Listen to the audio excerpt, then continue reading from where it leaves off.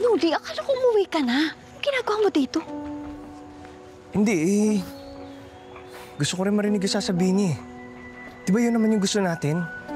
Yung malaman natin yung totoong pagkatao niya? Ano to? Pinagkakaisahan niyo ba ako? B-boy, hindi ganon. Hindi. Eh ano to?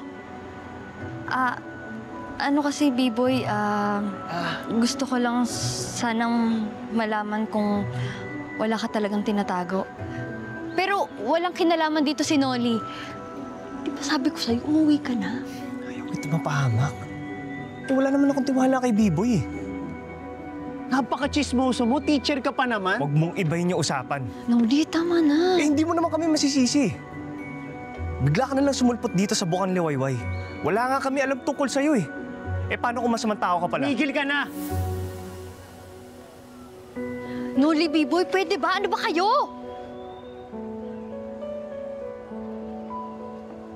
Alam nyo, kung nagdududa kayo sa akin, hindi ko naman hinahangad na kaibiganin nyo ako eh. Pwede na kayong umalis sa buhay ko. B-boy, hindi ganon. Pakinggan mo muna kami. Hindi yun yung gusto namin. Kakay, pinapahalagahan ko yung pagkakaibigan natin gaya ng sinabi mo. Kaya ako pumunta dito. Pero anong ginawa mo? Sinira mo yung tiwala ko sa'yo.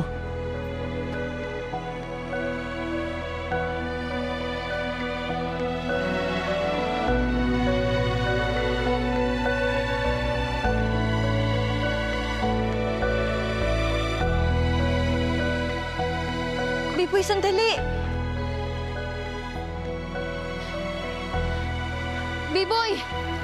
Kakay!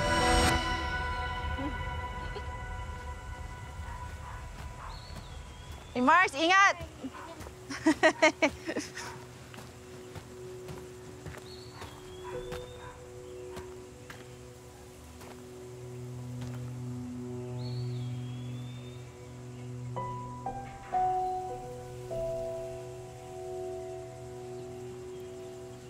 Kapag nasiraan ko na yung mga tao dito at nag-away-away sila, mas malaki ang tsansa na mananalo ako dyan.